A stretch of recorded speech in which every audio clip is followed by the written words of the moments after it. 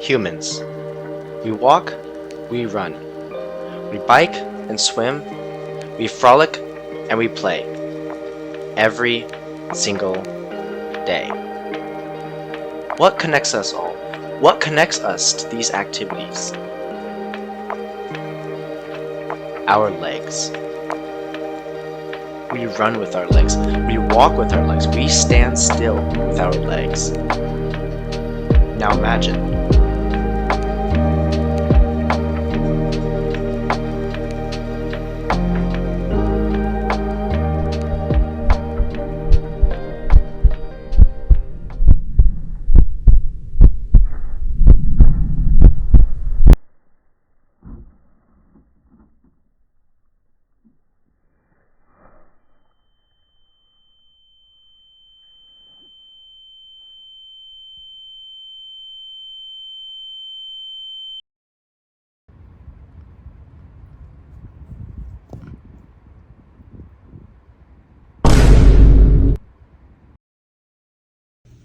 Well, here I am. I'm in a wheelchair, rolling to the healing center where they can magically put me back together. I can't run or walk or move my legs at all. Yeah, turns out I broke more than just my ankle in that fall. The world works differently from this perspective. Simple things such as falling are much more prevalent to me. Of course, everyone falls, but it's a much bigger deal for a wheelchair user, because getting back up is not often something that is easily achievable. Get away from me! That's where these four fine fellows come into the story. Together, they performed a study in which 52 people in Brazil, ages between 21 and 64, were interviewed about their falls while they were in a wheelchair, as well as their concerns about future falls. The main three factors these interviews covered were environmental factors, day-to-day movements, and wheelchair characteristics. Unlike this guy, most of the people from this study have been long-time wheelchair users, with the average being 15 years, so everyone has plenty of experience. The interviews were done over the phone, as the experiment was completed through the months of November and December of 2021, when COVID was at large. And to quote directly from the article, most of the sample used a wheelchair for a period of 5 to 10 hours, 50% of a day, or more than 10 hours a day, 40.4%. Most participants, 67.3%, considered themselves to be totally independent in performing activities using their device. Here's some more data for those of you who are finding yourselves to be extra invested in this topic.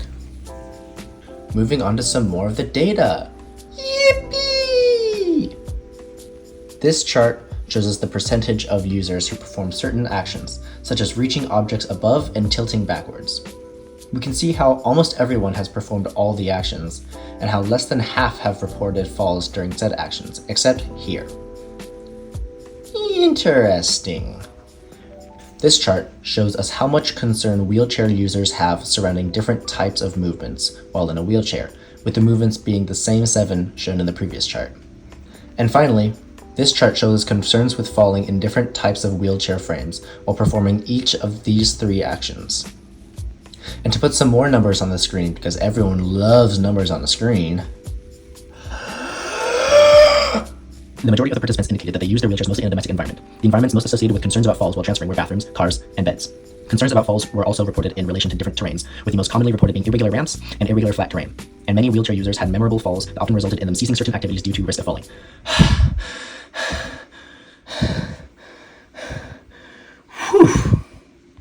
The consequences of falls have been found to be mostly psychological. Sure, it hurts when I fall, but it's not that big of a deal. However, the more times it happens, the more scared I am of falling. Certain places and doing certain things increase my risk of falling, so logically, I will go to those places and do those things less. Transferring out of the wheelchair with aid has the highest fall rate. This often happens at places like hospitals, where more people are in a position where they can't transfer alone, and they must rely partially or fully on the person helping them transfer.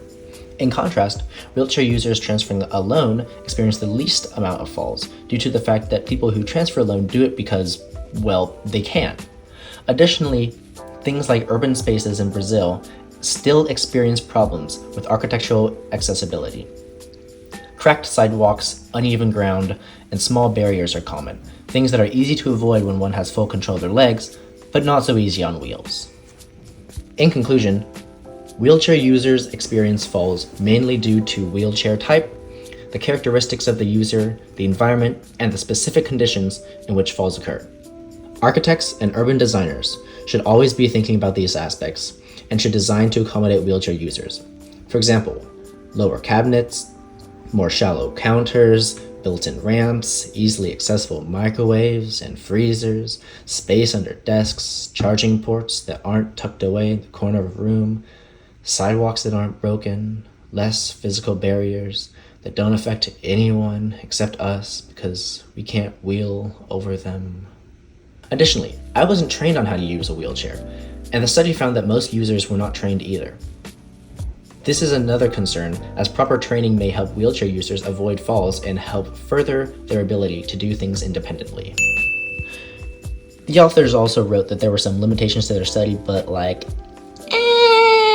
don't need to read that. All tables, collected data, and statistical information are owned by the authors and published by iOS Press. A link to the article is in the description below.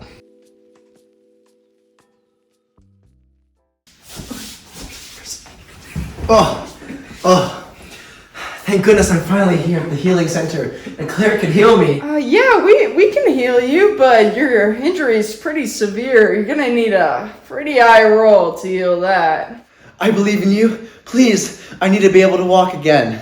Okay, here goes.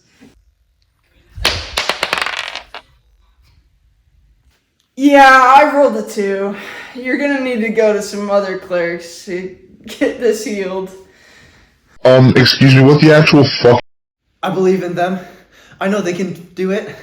Please! Okay! Got a 2, and got a 1.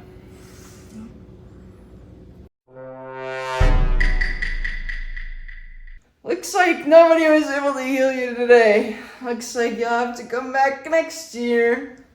No. Wait.